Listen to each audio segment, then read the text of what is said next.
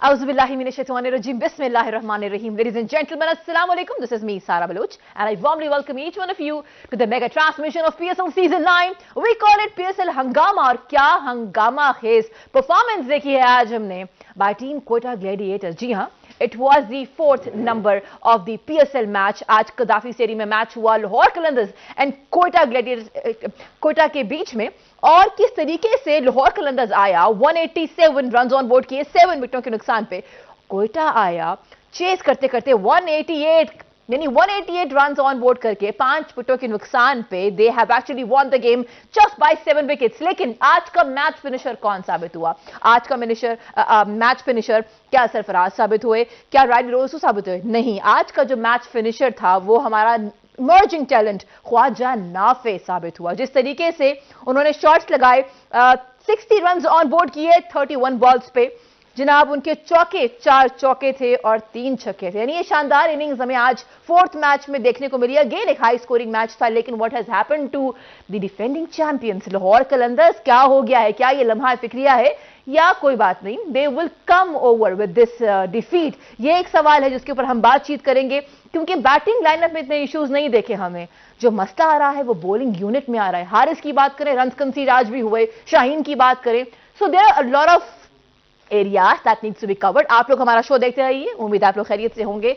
Beat YouTube, beat Facebook and beat Instagram, आपका जो साथ है वो हमारे साथ बड़ा स्ट्रांग होना चाहिए, तभी मजा आता है ना। वो जब रिलेशनशिप डबल साइडेड हो, 2 वेज हो, तभी बात बनती है। तो आप हमारे ऑडियंस अक्रॉस पाकिस्तान, जहां जहां आप हमें देखते हैं, आप लोग हमारे लिए बहुत अहमियत के हामिल हैं। आगे बढ़ते हैं, बात करेंगे हमारे शानदार पैनलिस्ट से। एक तरफ हैं जी हमारे फॉर्मर कैप्टन, हम उनको वेलकम करते हैं सलीम मलिक साहब को। अस्सलाम वालेकुम sir, good evening, how are you? अस्सलाम वालेकुम सारा, कैसी हैं आप? मैं बिल्कुल ठीक हूँ। बात हो रही थी हंगामा खेज इनिंग की, हंगामा खेज innings by Khawaja Nafay in particular. तो यहाँ पे हमारे साथ हमारे पेसर मौजूद है। टेस्ट क्रिकेट की दुनिया की बात करें, जी हाँ आप समझ गए होंगे, अब्दुल रऊफ को करते हैं वेलकम एक बार फिर। अस्सलाम वालेकुम जी। वालेकुम सलाम। हम सब मैच देख रहे थे साथ में, उम्मीद नहीं थी कि ख्वाजा नाफे वो turn out to be this match finisher, लेकिन क्या उनकी इनिंग्स रही हैं। देखिए, हम सोच रहे थे जब हम नीचे बैठे हुए थे कि शायद सरफराज जो है ना वो जिम्मेदारी का मुजाहरा करेंगे, दिखाएंगे, कैप्टनसी से हट गए हैं लेकिन अब वो अच्छी सी इनिंग्स कर लेंगे। एक चीज जो हम सब देख रहे थे वो ये कि जो स्टार्टिंग से ही फर्स्ट ओवर से ही क्वेटा ग्लैडिएटर्स आगे रही अपने स्ट्राइक रेट की वजह से लाहौर कलंदर्स से। विकेट्स गिर रही थी, उसका डर था, लेकिन संभाल लिया तो ख्वाजा नाफे ने। क्या कहेंगे gentleman, how would you describe his innings and his technique of batting? देखिए, नाफे का जहाँ तक ताल्लुक है, मेरा ख्याल है इस टूर्नामेंट में अगर कोई, अभी बहुत अर्ली है ये कहना, पर मेरा ख्याल है ये एक सबसे अच्छा प्लेयर जो इस वक्त यंगस्टर्स में नज़र आया है वो नाफे है। मैच फिनिशर है। आपने देखा कि उसने हर किस्म की शॉट खेली है। तो ये एक अच्छे प्लेयर की निशानी होती है कि वो जब इनिंग बिल्ड करता है तो वो फिर फिनिश करके आता है। तो मेरे ख्याल नाफे का, जहाँ तक आप कह रही हैं कि हम जो बात कर रहे थे, मैंने इसकी जो पिछला मैच लाहौर कलंदर्स के खिलाफ, इसने जो पहला मैच कोयटा से खेला, इसने आखिरी बॉल पे बड़ा अच्छा एक एक्स्ट्रा कवर में चौका मारा था। और वो वही शॉट खेल सकता है जो जिसको क्रिकेट सेंस हो, प्लेयर हो, और उसने बड़ी सेंसिबल शॉट खेली थी। तो मेरा ख्याल है नाफे एक वाहिद प्लेयर है जो इस टूर्नामेंट में आपको जिसको कहते हैं ना कि पाकिस्तान को एक अच्छा प्ले नजर आएगा।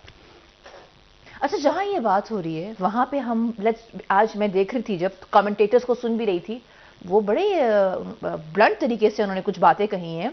यूजुअली नहीं मैं सुनती ऐसी बात, लेकिन ये बहुत बड़ी बात है। कल हमारे ये शो पे सलीम साहब ने बात भी की थी कि हारिस के लिए ट्रबल हो सकती है, कि शायद वो आगे शायद खेल ही ना पाए। एंड आई वाज आस्किंग कि सर, मतलब ये बहुत बड़ी बात है। और आज कमेंटेटर्स ने कहा है कि शायद क्रिकेट की दुनिया से हारिस को ब्रेक लेनी चाहिए। तो सर, ये हारिस के बारे में बात हो रही है। तो हारिस कोई फरिश्ता तो नहीं है, दुनिया के आखिरी प्लेयर तो नहीं है। जब आपके टाइम ख़त्म हो जाता है तो आपको जाना पड़ता है। जब आपका, देखें, ये क्रिकेट ऐसी चीज़ है, जितनी देर आप परफॉर्म करते रहते हैं, आप क्रिकेट के अंदर रहते हैं। बहुत बहुत बड़े नाम वाले प्लेयर भी थे जिनकी परफॉर्मेंस, एक एज होती है ना आपकी, आप यंग होते हैं, आप अच्छा परफॉर्म करते हैं, आप टीम में रहते हैं। जब आपकी परफॉर्मेंस गंदी होनी शुरू हो जाती है, आपकी चीज़ें, आपका बॉडी आपकी साथ नहीं देती, आपकी एज ज़्यादा हो जाती है, तो फिर आपको बहुत सारे प्लेयर ऐसे हैं फिर उनको छोड़ना पड़ता है। जैसे इमरान खान थे, एक टाइम पे आप देखें बहुत पाकिस्तान के लिए नाम किया, मगर एक एज आई कि उनको भी छोड़ना पड़ा। बहुत से वसीम, वकार, बहुत सारे शुएब, अब इनको फिर छोड़ना पड़ा ना एज के साथ।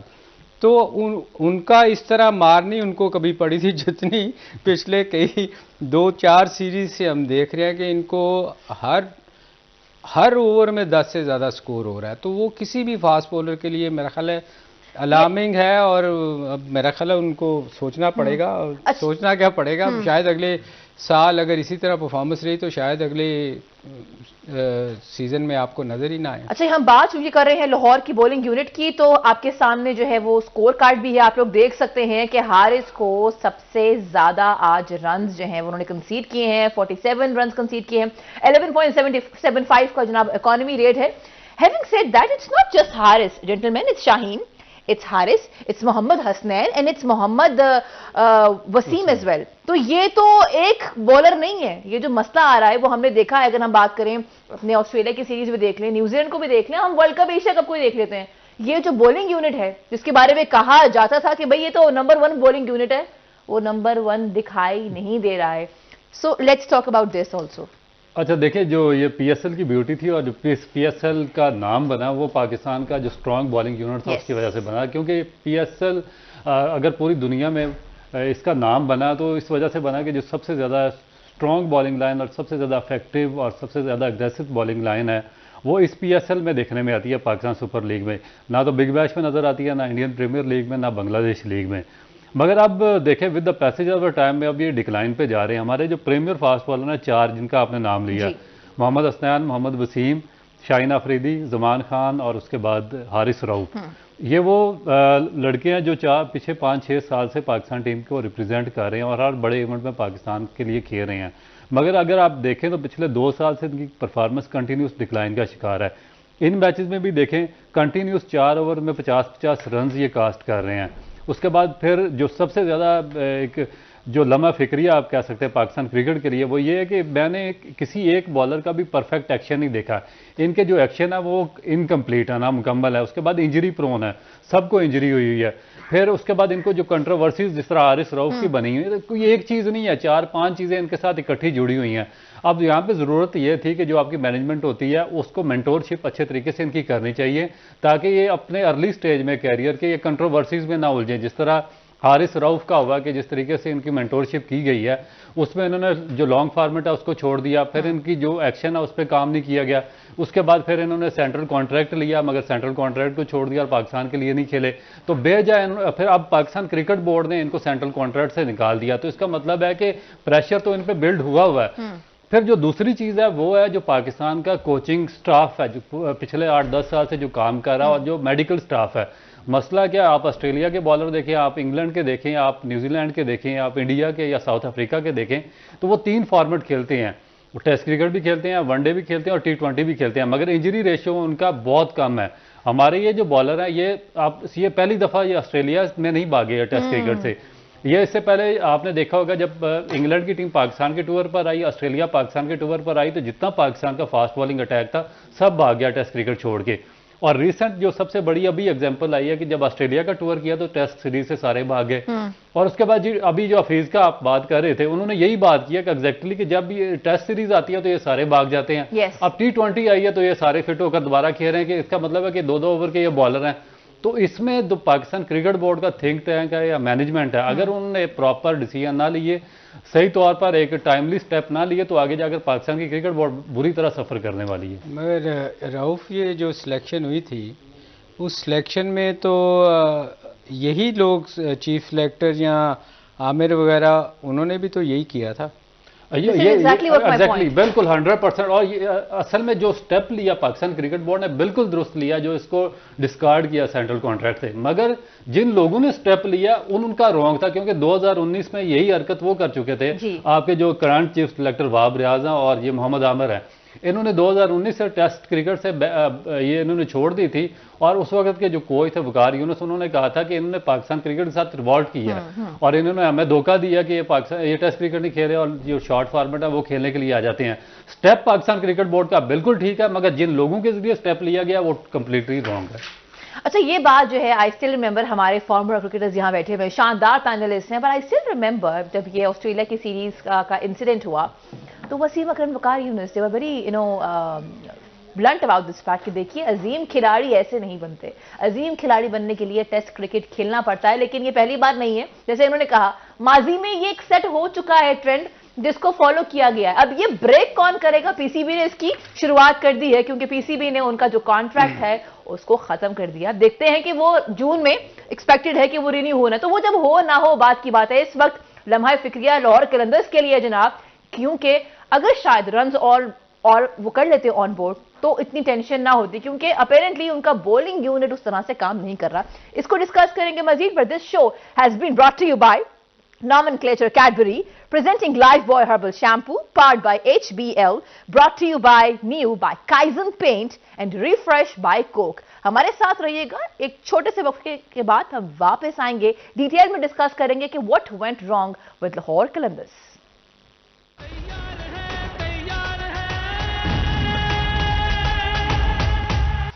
वेलकम बैक जी, आप देख रहे हैं PSL सीजन 9 की special transmission, we call it PSL हंगामा। आज कोयटा ग्लैडिएटर्स एंड लाहौर कलंदर्स के बीच में था मैच, फोर्थ मैच था। Everybody was so excited, we were actually hoping कि आज लाहौर कलंदर्स जो है वो उभर के सामने आएगी, क्योंकि डिफेंडिंग चैंपियंस है। लेकिन ये क्या हुआ, पहले मैच में हार, आज फिर हार, तो 2 शिकस्तों के बाद कम बैक कैसे होगा? एक तो ये सवाल है।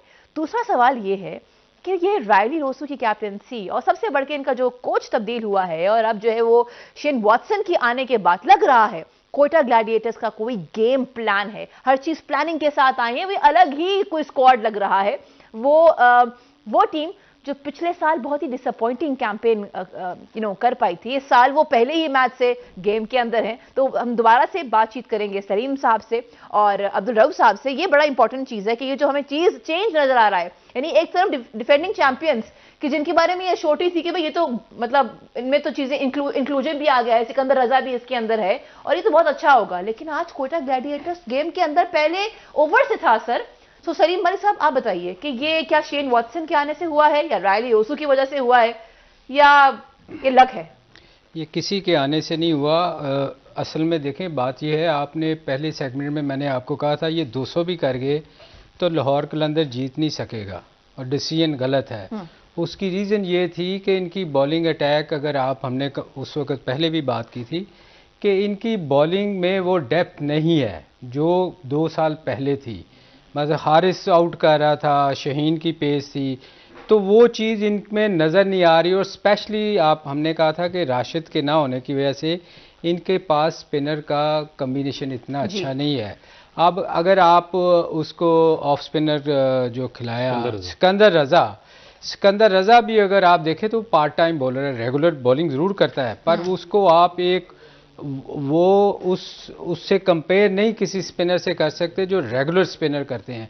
इसी तरह जैसे फयाज था, फयाज का भी आप उसको कंपेयर नहीं कर सकते। तो मैंने ये देखते हुए मैंने कहा था कि ये अगर बहुत बड़ा स्कोर भी कर लेते हैं तो वो टीम कभी नहीं जीत सकती जिसकी बॉलिंग वीक हो, क्योंकि ये अभी तक उसी होल में फंसे हुए हैं। इनके बैक ऑफ माइंड ये चल रहा है कि हमारी बॉलिंग बड़ी तगड़ी है और हम बॉलिंग से ही जीतेंगे। ये चीज़ें चेंज हो चुकी हैं, अब इनकी बॉलिंग तगड़ी नहीं, इनको सोचना चाहिए था।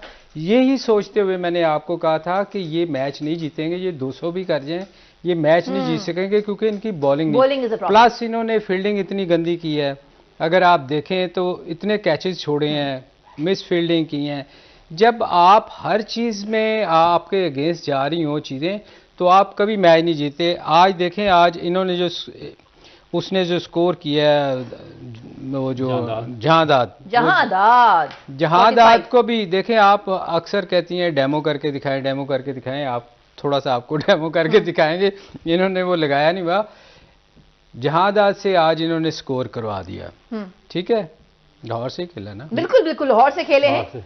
आप ये देखें जो फ़र्क था ना बॉलिंग में आमिर की और दूसरों की। आमिर वाहद एक बॉलर था जो एक्सपीरियंस बॉलर था, उसने उससे मार नहीं खाई।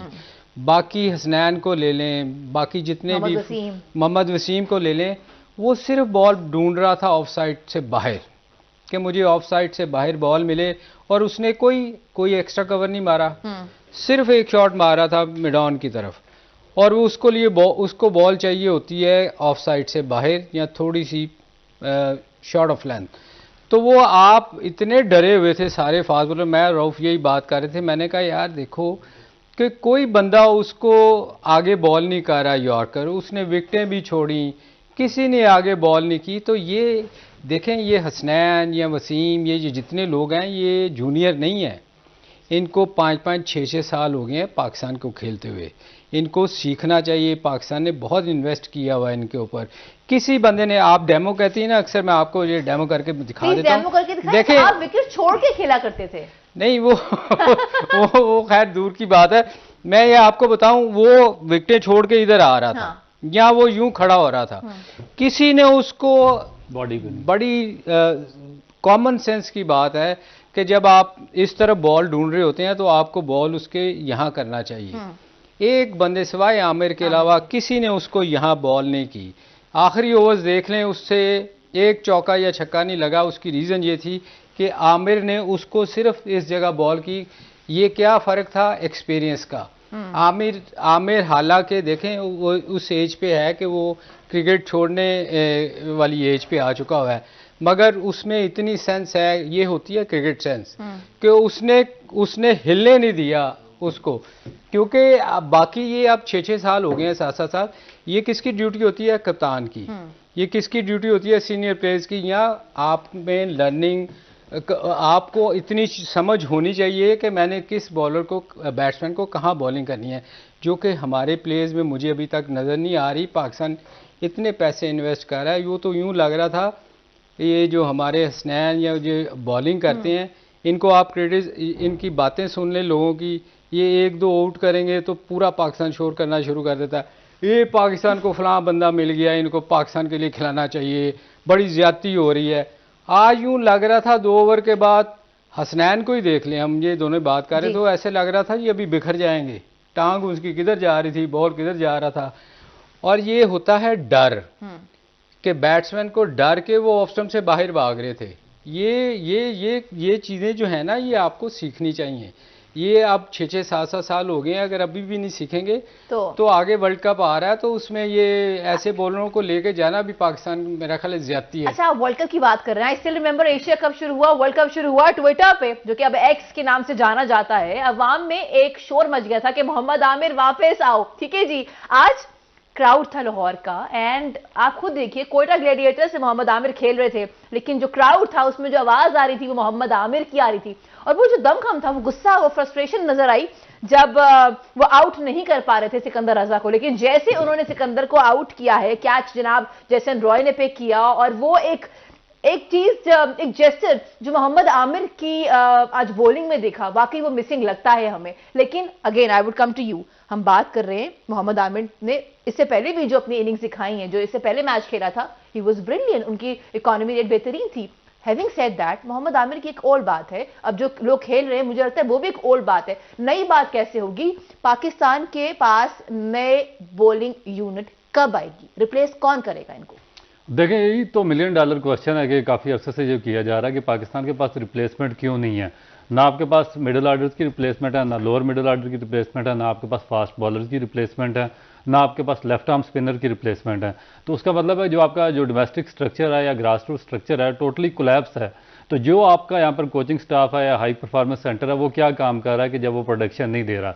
अगर वो प्रोडक्शन नहीं दे रहा तो फिर उनसे क्वेश्चन करना चाहिए। आज भी देखें कि आज एक वाज़ह डिफरेंस था मोहम्मद आमिर की और बाकी सब की बॉलिंग में। उसका जो बॉडी थी, आपस में वो कोऑर्डिनेशन थी, उसकी बॉडी मसल की रिदम था उसका, और उसके बाद जब जंप में गैदर करता था तो वो पूरे कंट्रोल के साथ अपनी मर्जी से, जिस तरह सलीम भाई ने बात की, बॉलिंग कर रहा था। अब दूसरे देखें कि अब मोहम्मद आमिर 2 साल से पाकिस्तान टीम का पार्ट नहीं है, मगर उसके बावजूद जो उसकी बॉलिंग का बायो मैकेनिक था पूरे का पूरा, वो परफेक्ट था, वो पूरा अलाइंड था। मगर जो दूसरे हैं आपके जो करंट खेल रहे हैं 4-5 बॉलर्स, उनका तो आपस में तालमेल मिलता ही नहीं है। वो तो लगता ही नहीं है वो बॉलर है। जिस तरह हसनैन है, एक के बाद जो दूसरा ओवर करने आया, उसके जो बाजुओं का कोऑर्डिनेशन है वो आपस में नहीं मिल रहा, फिर उसके जो टांगों का कोऑर्डिनेशन है, उसके अपर और लोअर लिम्ब का कोऑर्डिनेशन है वो नहीं है। जब जंप मिलता है तो उसकी स्ट्राइड्स बड़ी हो जाती हैं। तो इस पे कोचिंग स्टाफ को मेरा ख्याल है कि देखना पड़ेगा। अच्छा जेंटलमैन, हमारे पास ना अवाम से क्वेश्चन आया है, आस्क पीएसएल हंगामा, हैशटैग आस्क पीएसएल हंगामा में आप क्वेश्चन भेज सकते हैं ट्विटर पे, और we have gotten a question. अब क्वेश्चन काफी खतरनाक सा है, I will throw that question, लेकिन उससे पहले I have to move towards this commercial break. वापस आते हैं और आपको जो इंपॉर्टेंट मैसेज है उसको इंक्लूड करेंगे। Stay with us and keep watching PSL हंगामा।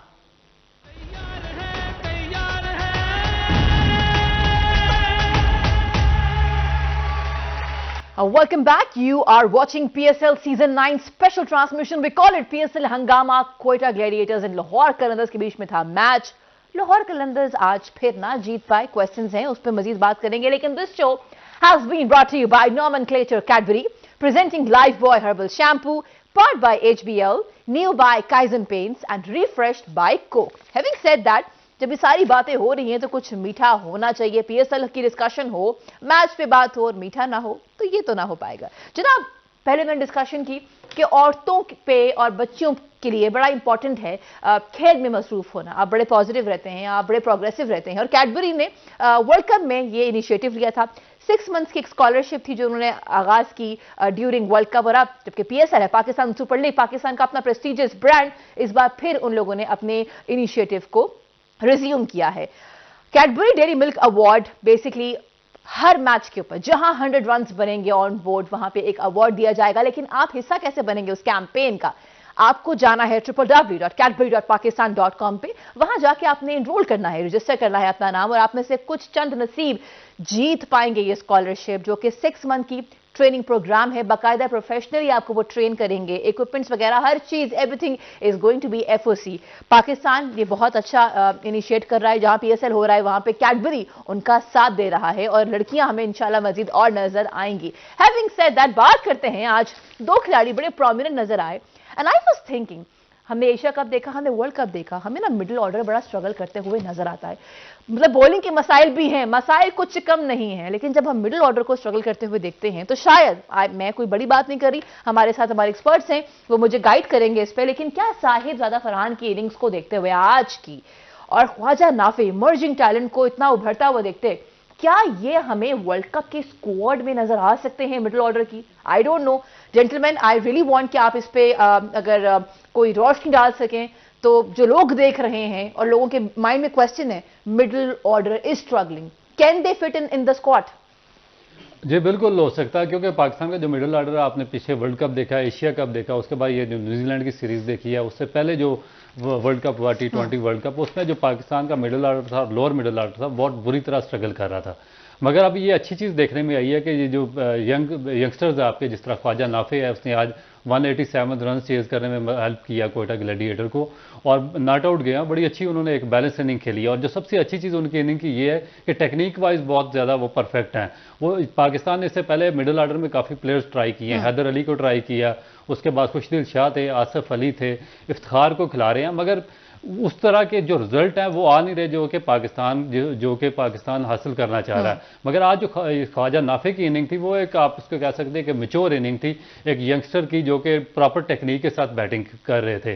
तो मेरा ख्याल है कि आगे जाकर पाकिस्तान के लिए एक होप पैदा हो गई है कि ये अच्छा पाकिस्तान टीम में खुशगवार इजाफा हो सकते हैं। वैसे रऊफ, तुम्हें याद होगा हमने पिछले वर्ल्ड कप में फरहान साहबजादा का बहुत हमने उसकी तारीफ की थी।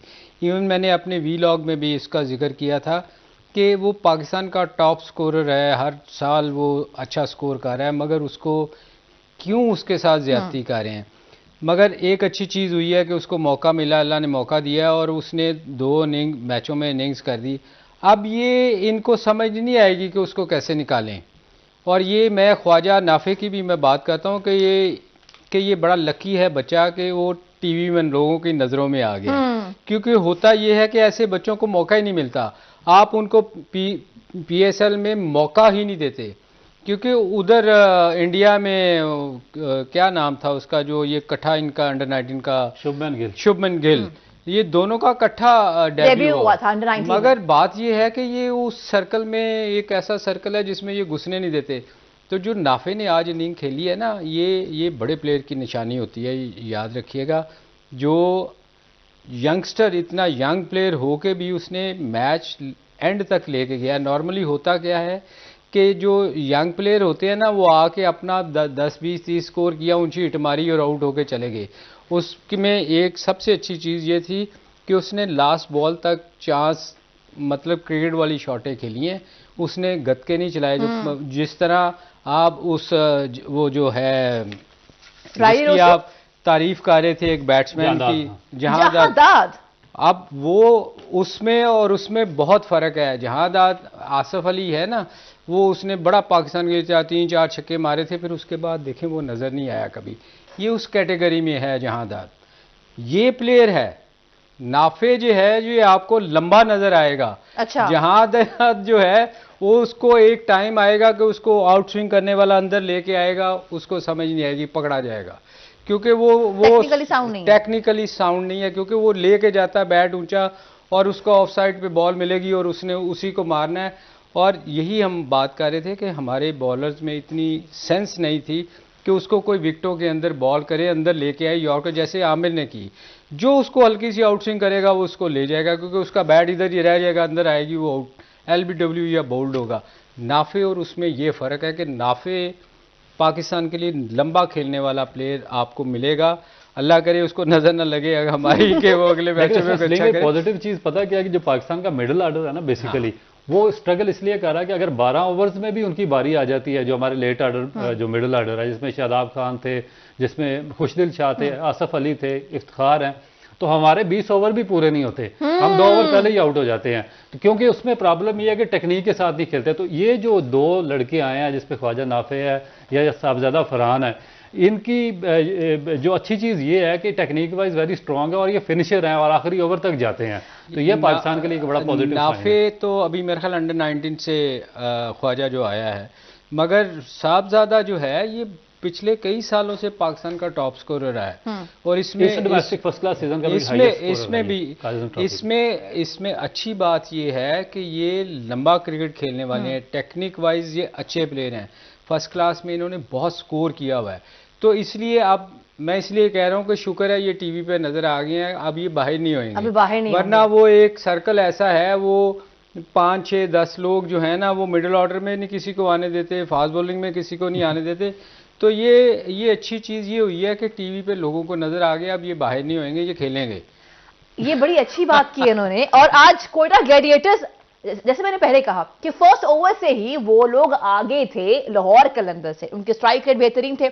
Out of all of them, अगर हम ख्वाजा नाफी की बात करें, the star of the evening, the player of the match, जनाब 193 का उनका स्ट्राइक रेट था। और हमारे जैसे हमने डिस्कशन पहले की, एक तो मिडिल ऑर्डर, फिर मैच फिनिशर, ये दोनों चीजें पाकिस्तान की टीम में भी नहीं है, ठीक है जी। तो ये हमारे जो शानदार पैनलिस्ट हैं उनका ये अपना एक फीडबैक है कि वो इसको आने वाले वक्तों में, और बिल्कुल करीब है जनाब वर्ल्ड कप, उसमें देखते हैं। अच्छा बात करते हैं हम वर्ल्ड कप के एतबार से, वेस्ट इंडीज अमेरिका में होना है, मतलब ख्वाजा नाफे एक साइड पे, बाकी भी तो हैं। What will they do sir, क्योंकि ऑस्ट्रेलिया में हमने सफर करते हुए देखा है, शदीद अपनी टीम को बेहतर नजर आए मेलबर्न में, सिडनी में, लेकिन वो पता नहीं कॉन्फिडेंस नहीं था, जीत ना पाए।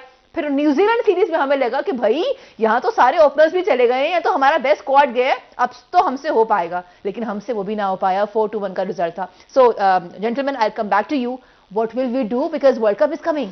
नहीं देखें, जो आप कह रहे हैं ना कि बेस्ट स्क्वाड लेके गए थे, वो कहाँ था बेस्ट स्क्वाड? सारे ओपनर्स है सर, आप वही प्लेयर गए थे जो वर्ल्ड कप में थे, वही प्लेयर थे जो एशिया में थे, एशिया कप में शायद थे, या चैंपियंस, सेम टीम थी। तो आप कहाँ से बेस्ट प्लेयर लेके गए थे? आप तो अच्छे प्लेयर को तो मौका ही नहीं मिलता, वही घूम घुमा के वही लोग खेल रहे होते हैं, वही नवाज है, वही बहुत सारे प्लेयर ऐसे हैं। हाँ, अगले के लिए आमिर जमाल भी था, वो तो एक अच्छा प्लेयर कर गया ना, वो भी बाद में, अब वो भी मुझे लगता है स्ट्रगल करता हुआ। T20 वर्ल्ड कप है ना, T20 में मुझे आमिर जमाल की जगह बनती नजर नहीं आ रही है, क्योंकि जिस तरह की उनकी परफॉर्मेंस रही है न्यूजीलैंड सीरीज में और फिर अभी PSL में, तो नो डाउट कि उन्होंने ऑस्ट्रेलिया में जो टेस्ट सीरीज है उसमें बहुत एक्सेप्शनल परफॉर्म किया, बैटिंग बॉलिंग दोनों में, मगर उसके बाद एक बिल्कुल उनका डिक्लाइन आया है उस पर। न्यूजीलैंड सीरीज में भी डिफरेंट थी इसमें। हाँ, अभी जो आप बात कर रहे थे सलीम भाई, मेरा ख्याल है कि इनको करना चाहिए, टीम सिलेक्शन अच्छी करनी पड़ेगी। ये नहीं हो सकता कि आप 6 ओपनर लेकर चले जाएं 2 आप विकेट कीपर लेकर चले जाएं, उसके बाद आप एक स्पिनर आपके पास एक भी ना हो, हाँ। और बाहर बैठे हो, और जिस पिच स्पिनर हो और स्पिनर आपके बाहर आई थिंक मेरा ख्याल है रऊफ, जो सिलेक्शन जिन्होंने करनी है ना, जो उनमें थोड़ा विजन होना चाहिए, थोड़ा सा विजन और सेंस होनी चाहिए कि अमेरिका के लिहाज से या टीम सिलेक्शन कैसी होनी चाहिए। ये नहीं होना चाहिए कि 4 ओपनर ले जाएं, 4 स्पिनर ले जाएं, वो कॉम्बिनेशन अच्छा होना चाहिए, सेंसिबल कोई बंदा होना चाहिए जो टीम सिलेक्ट करे। Having said that, I still remember हमारे जो चीफ सेलेक्टर हैं वहाब रियाज साहब, उन्होंने एक इंटरव्यू में कहा था कि देखिए जो वर्ल्ड कप इज कमिंग और हम बाबर और रिजवान के अलावा और लोगों को भी तैयार करना चाहते हैं, क्योंकि गेम एक्चुअली इन दोनों के इर्द गिर्द घूमती है, तो वो तैयार करने के लिए ही गए थे न्यूजीलैंड सीरीज में।